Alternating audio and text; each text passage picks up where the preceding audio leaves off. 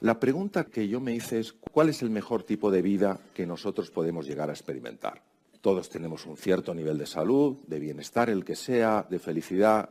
Por tanto, el mapa ha de mostrarnos cómo navegar en un terreno incierto con la ambición, el anhelo, no solo de generar salud, bienestar, prosperidad y felicidad para nosotros, sino para los demás. Aquí el tributo al ego es muy peligroso. Es tan hábil, es tan sutil, es tan ingenioso en sus disfraces. Entonces nosotros, cuando pensemos en bienestar, en felicidad, en salud, en prosperidad, es importantísimo que pensemos no solo en nosotros, sino también en los otros. Que abramos esa mente y sobre todo que abramos ese corazón. Porque queremos seguir creyendo que este camino es un camino fácil y es un camino para héroes y para heroínas. Es un camino para desplegar nuestra realidad y alcanzar nuestra plenitud. Y con ilusión, con paciencia, que no es el aguantarse, sino el adaptarse al ritmo natural de las cosas, con compromiso, que solo significa levantarte una vez más de las que te caes, con ese espíritu, esas personas que se mueven sabiendo que van a llegar. Vamos avanzando poco a poco, a veces subimos, a veces bajamos, a veces subimos, a veces bajamos, hasta que verdaderamente esa estrella, que en el fondo está dentro de cada uno de nosotros, brilla con especial intensidad. Este camino está basado en unos principios y está basado en unos valores. Lo que ocurre es que los principios son muchas veces tremendamente contraintuitivos. ¿Y cuál es la principal dificultad de estos principios? La tremenda resistencia que ponemos a algo que para una razón no ampliada no tiene sentido. No tiene sentido vivir nuestra vida asustados, desesperanzados, con sensación de impotencia. Entender que la vida es un regalo, pero ¿cuántas veces no la vivimos como si fuera una penalidad, un sufrimiento? La arrogancia humana, la soberbia humana, se basa en creer que lo que veo yo es lo que es. Y por tanto me cierro a cualquier otra cosa. En segundo lugar, nuestra obsesión por tener siempre la razón.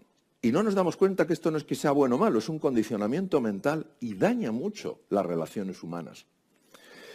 En tercer lugar, la desconexión de nuestro cuerpo. Es impresionante el nivel de desconexión que tenemos con el cuerpo. Y es que tenemos la sensación de que el cuerpo es una máquina. Eso sí, compleja, pero es una máquina. El cuerpo tiene una inteligencia tan enorme. Hay muchas fuerzas dentro de nosotros a las cuales no les damos ni una oportunidad de que afloren. Queremos meter cabeza en todo, queremos meter razón en todo, queremos meter conocimiento en todo y no nos fiamos de una sabiduría natural que hay en el ser humano. El siguiente es la falta de control sobre nuestra mente. Esto es difícil de creer. La falta de control que tenemos sobre nuestra mente es tan abrumadora que, para que os hagáis una idea, la investigación muestra que el 46% del tiempo estamos constantemente distraídos. Aprender a focalizar la mente, aprender a conseguir que la mente se calme para que podamos ver la realidad más allá de la apariencia es fundamental. Y luego tenemos otro elemento que es el alejamiento de nuestra propia esencia. Mirad, yo esto lo digo y lo digo con tremendo orgullo. Yo creo profundamente que una de las razones por las que a veces experimentamos tanto sufrimiento es porque nos estamos alejando de la espiritualidad. Entendiendo por espiritualidad la capacidad de encontrarnos de verdad con nosotros mismos, con el otro, con la naturaleza y con los que crean, en mi caso es así, con Dios. Hemos perdido esta referencia y la ciencia no va en contra de ella. Esto no te implica para nada que tengas que abrazar ningún credo, ningún dogma, pero podemos vivir la vida con un sentido de la trascendencia, no solo encerrados en nuestro pequeño yo. ¿Y qué ocurre cuando nosotros no cuidamos estas cosas? Porque no sabemos que pueden ser cuidadas. Pues que esto afecta a todo ello, a la salud, a la prosperidad, a las relaciones humanas, al bienestar y a la felicidad. Entonces, vamos a recorrer el camino. Necesitamos tres cosas. La primera es inspiración. Queremos hacer las cosas sin inspiración. Y cuando hablamos de inspiración, hablamos de algo que te estremece en las entrañas. Un proyecto tan apasionante, tan ilusionante, tan motivador, que dices, esto lo quiero en mi vida. Y si no hay inspiración, no puede haber fuerza. Eso es lo primero, tener un qué y un porqué que a ti te conmueva. Hoy sabemos que hay 3 cerebros. El cerebro intracraneal, el corazón y el tubo digestivo. El tubo digestivo es un cerebro y funciona como un cerebro, realmente funciona como un cerebro. Muchas de nuestras intuiciones más profundas vienen de ahí. Muchas enfermedades degenerativas del sistema nervioso central se podrían prevenir o por lo menos aminorar en su impacto cuidando mejor el tubo digestivo. Entonces, lo primero es la inspiración.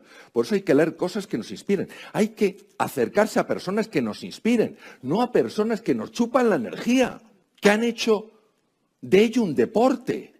Entrénate con un balón de reglamento. Te dejo un sofá, pero no me utilices a mí para drenarme de energía. Yo necesito esa energía por las mañanas para moverme con entusiasmo, con pasión. Yo no gasto glucosa cerebral, yo no gasto oxígeno en algo que me está debilitando, porque no te ayuda a ti, ni me ayuda a mí. Entonces, lo primero es la inspiración. Pero claro, ¿qué pasa con la inspiración? Que si le falta la estrategia, pues sales como una moto. Necesitamos encauzar eso con una estrategia que funcione. Y luego hace falta entrenamiento. Vamos a ver, hay que entrenarse. Y quien no se entrene, quien no sea disciplinado, no es ni mejor ni peor, pero no va a tener resultados. La disciplina, el esfuerzo, la dedicación son absurdos si no hay inspiración. Pero si tienes inspiración, necesitas la disciplina y necesitas el entrenamiento. Los 3 superpoderes tienen 2 dimensiones, una dimensión física y una dimensión más sutil. La dimensión física es el encéfalo humano. Sabemos perfectamente que hay una parte del encéfalo que se llama sistema límbico, le llaman a veces cerebro emocional. Sabemos que en esos núcleos, en esos haces nerviosos, tiene lugar todo el movimiento afectivo de un ser humano. Si destruyéramos esa parte enorme del encéfalo, tendríamos un ser mucho menos emocional. Por ejemplo, el sistema límbico no es que no exista en los reptiles, pero está mucho menos desarrollado. Entonces, el sistema límbico es clave. El sistema límbico, ¿de qué sale el sistema límbico? Sale tu pasión, tus ganas de hacer las cosas, tu ilusión, tu compromiso. Sale esa fiebre positiva que te pone en marcha. Pero claro, necesitamos también una estructura encefálica que tenga la capacidad de canalizar esa energía. Esas partes del cerebro son expertísimas en la capacidad de analizar, en la capacidad de negociar, en la capacidad de aprender, en la capacidad de imaginar, en la capacidad de recordar. Y en el tronco del encéfalo hay unas estructuras maravillosas, son 2 columnas que cuando se ven en microscopio parece una red, lo cual no sería muy raro en el tejido nervioso, pero aquí llama la atención el tipo de red y se llama sustancia reticular. Y la sustancia reticular que recorre todo el tronco del encéfalo, hay una parte de ella, se llama sistema reticular activador ascendente, que lo que hace es que cuando tú estás inspirado por una posibilidad, cuando tú tienes una estrategia para lograrlo, pero no sabes dónde empezar a hacerlo, esta parte empieza a activar el encéfalo de tal manera que como una linterna busca oportunidades. Y hemos podido ver que la incapacidad para aprender una cosa, cuando tú tenías una inspiración profunda, cuando tenías una estrategia aunque fuera sencilla, y te ponías en marcha como los que saben que pueden, aunque parezca que no pueden, al final aparecían cosas absolutamente tan inimaginables que lo primero que generaban en ti era sorpresa, sobresalto y admiración. ¿De dónde estaba esto? Que yo no lo conocía. La inspiración a nivel sutil, la estrategia de toda la parte de esa cognición de esas áreas prefrontales y la acción en esas manos de la capacidad de ver dónde puedes actuar. Entonces nosotros lo que necesitamos es aprender a hacer que esa maravilla, esos 100.000 millones de neuronas, 100.000 billones de conexiones, jueguen como un equipo. Y así puedes conseguir que el que parece un estudiante torpe sea un estudiante extraordinario. Y el que parezca una persona sin recursos sea una persona que sorprenda por sus tremendos recursos. La epidemia que tenemos hoy en día, no ya digo de obesidad, sino de algo que se llama síndrome o proceso inflamatorio crónico, es de no creérselo. Los estados prediabéticos no paran de aumentar. Y nosotros pensamos que esto solamente tiene un impacto a nivel del corazón, mayor posibilidad de tener un infarto, etc. Todas cosas que no hemos oído muchas veces, pero que no nos han conmovido. ¿Qué pasaría si supiéramos que cómo comes afecta la posibilidad de que tengas o no una enfermedad de Alzheimer? Actualmente hay 35 millones de personas que padecen una enfermedad de Alzheimer. En el 2050 se calcula que serán 125 millones. Y se está estableciendo claramente una relación con el tubo digestivo. Sabemos que el ejercicio físico es capaz de aumentar el nivel de 3 sustancias, el factor neurotrófico derivado del cerebro, el factor de crecimiento del endotelio vascular y el factor proinsulínico, factor insulínico de crecimiento, y que son fundamentales para que se formen nuevos vasos sanguíneos en el cerebro, para que se formen nuevas conexiones en el cerebro y que esto puede ser profundamente alterado o estimulado con la nutrición. Yo recuerdo la primera vez, estaba en Boston, donde escuché algo que jamás había escuchado, que es que en la ansiedad y en la depresión se ha visto inflamación física del cerebro.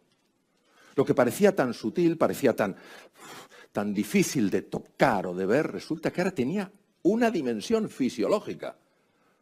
¿Sabéis que esa inflamación puede bajar cuando tú añades ácidos grasos poliinsaturados como pueden ser nueces, como pueden ser pescados azules?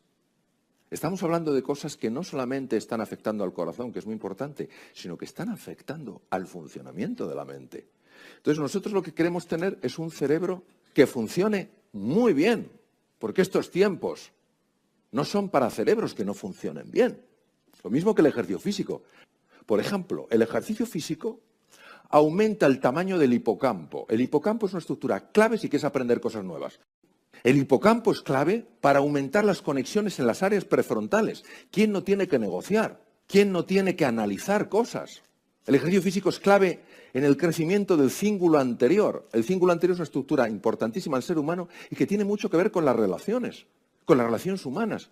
Hoy en un mundo de tal diversidad, donde no basta con tolerar la diversidad, sino que creo que tenemos la oportunidad de celebrar la diversidad, necesitamos cíngulos anteriores fantásticos. Pero no solo eso, el ejercicio físico baja el volumen de la amígdala. La amígdala es el centro que reacciona con ira o con miedo. ¿Cómo sería nuestra vida con menos ira o con menos miedo? Entonces, si nosotros encontramos razones de peso, razones potentes, y sentimos la inspiración y decimos, oye, esto puede mejorar mi vida, y te dan una estrategia sencilla, que no es, pues mira, todos los días tienes que ir al gimnasio 3 horas. Oiga, que no puedo. Pues claro que no puedes.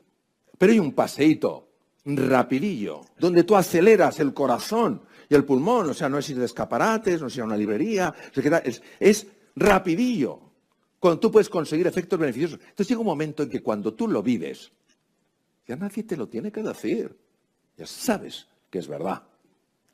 Lo que sí sabemos, sin género de duda, es que hay que reducir drásticamente el consumo de azúcar.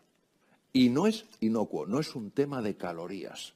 Es un tema de resistencia a la insulina. Es una cosa radicalmente distinta. El ejercicio físico. Pues mira, el ejercicio físico muchas veces dices, hay que quemar grasa. Mirad, hay una grasa que no es la grasa normal. Es una grasa distinta. Muy diferente porque es un órgano endocrino. ¿Qué es un órgano endocrino? Un órgano endocrino es una sustancia capaz de producir hormonas. Esa grasa es la grasa perivisceral, rodea las vísceras e intraabdominal. Cuando uno hace ejercicio físico, esa grasa que está contenida en adipocitos, que no son los que puedes tener en una pierna, en un muslo, que puedes tener en el brazo, sino que están alrededor de las vísceras, empieza a liberar esa grasa, los ácidos grasos, para que se conviertan en cuerpos cetónicos en el hígado y puedan ser liberados para que los consuma el músculo. Esto es muy importante, porque el ejercicio físico es un protector enorme de los procesos inflamatorios que parecen ser uno de los factores clave en el desarrollo de enfermedades, como por ejemplo la enfermedad de Alzheimer, o por ejemplo cuadros de ansiedad o cuadros de depresión. Mirad, dormir es más importante que comer. Y siguiente tema, cuando vayáis por un caminito, vayáis a donde sea y veáis un sitio de sombra y uno de sol, os recomiendo que vayáis por el de sol. El efecto increíblemente beneficioso del sol, tomado en cantidades adecuadas, es que es buenísimo. El siguiente es el tema del bienestar, que tiene que ver con la prosperidad y tiene que ver con la mente. Vamos a ver, queridos. No hay un solo ser estúpido en el planeta. Lo que hay son estados mentales en los cuales es imposible ser inteligente. Y hoy sabemos que hay dos estados mentales súper frecuentes, tan frecuentes que ya se han normalizado. Uno de ellos corresponde al estado mental de una persona que se siente en peligro. Llega a una reunión y se siente juzgado. Va a haber un cliente y se siente juzgado. ¿Y qué pasa? Que cuando la sangre tiene que ir a los músculos, no puede ir a la cabeza, porque la cabeza consume demasiada sangre y el organismo está interpretando que es una situación de peligro. Y lo que se está viendo mucho es un estado mental, se llama burnout, la persona quemada. Ya no es que esté agresiva o esté huidiza, es que está completamente bloqueada, completamente anulada. Entonces, si nosotros sabemos que no es un problema estructural nuestro, si nosotros sabemos que no es que nos falten neuronas, sino que a lo mejor no estamos en el estado mental apropiado, tenemos que saber cómo cambiar de estado mental. Y eso tiene una estrategia. Y luego tenemos el tema más sutil y el más complejo, que es el tema de la felicidad. Vamos a ver, la felicidad no tiene que ver, como así lo concibo yo, con el tener, tiene que ver con el ser. Por eso los anhelos del ser no se pueden rellenar con el tener. Son dos cosas distintas. La felicidad es una condición interna del ser humano que se proyecta hacia afuera en forma de alegría, en forma de serenidad, en forma de encuentro, en forma de fraternidad. Y la felicidad es una puerta a otra dimensión. Es una puerta a la trascendencia. Es decir, la felicidad como estado contemplativo donde la experiencia es radicalmente distinta al bienestar. El bienestar tiene que ver con el goce, la felicidad tiene que ver con el gozo. ¿Y esta felicidad cómo se trabaja? Cuando tú buscas ser cordial con los demás, cariñoso, amable, independientemente del lugar que ocupen en el estrato social, ofreces cordialidad a los que vienen de otros países, que están perdidos. Ves una persona, yo que sé, a lo mejor japonesa, que está con un mapa y no sabe qué nos cuesta tener un gesto de cordialidad. Es el saber desprendernos de las cosas, el saber disfrutarlas, pero no apegarnos a ellas, de tal manera que, oye, en un momento determinado las perdemos y parece que nos hemos perdido a nosotros mismos. Es entender que los cambios son la ley que impera en el mundo y en la naturaleza. Entonces, no resistirnos a esos cambios, aceptarlos, asumir que eso es así para poder empezar a transformar nuestra vida, en lugar de resistirnos frente a lo que es. Esto, por ejemplo, en temas de enfermedades es muy importante, porque cuando una persona se está resistiendo, ¿por qué a mí? ¿Por qué a mí? ¿Por qué a mí? El sistema inmune, que es precisamente el que tiene que defenderla frente al tumor, empieza a empeorar en su forma de trabajar. Y cuando una persona dice, mira, asumo que esta es mi situación. No me gusta, pero lo asumo. A partir de ahora, ¿qué puedo hacer? El sistema inmune es mucho más potente. La conexión con la naturaleza. Todos sabemos que cuando nos damos un paseo por el campo, por el bosque, cuando nos quedamos mirando al mar, algo nos pasa. No sabemos muy bien lo que es, pero algo nos pasa. ¿Será posible que nos veamos tan separados de la naturaleza? Cuando la creación ha salido de las mismas manos. ¿Será posible que nos veamos con esa situación de superioridad frente a la naturaleza? El tema de la gratitud. Gratitud es levantarnos por la mañana y encontrar algo por lo que dar las gracias a quien quieras. Lo importante, entiendo, no es que lo focalices en alguien, sino que haya ese gesto de agradecimiento, ese gesto de gratitud, ese gesto de no dar las cosas por sentadas. Mirad, yo creo que tenemos que volver a aquello que parece que no sirve para nada, porque no es utilitario, que es momentos de recogimiento, momentos de serenidad, momentos de silencio. Vamos demasiado deprisa. Y estas prisas no son buenas ni para la salud, ni para el negocio, ni para la prosperidad, ni para la felicidad. Entonces, de vez en cuando buscar un sitio donde estés tranquila, donde estés cómoda, y dejar que ese barro que todos tenemos en la cabeza se vaya sedimentando. Poco a poco, porque la condición natural de la mente es la serenidad. Lo impostado es la turbulencia. Lo natural es la serenidad.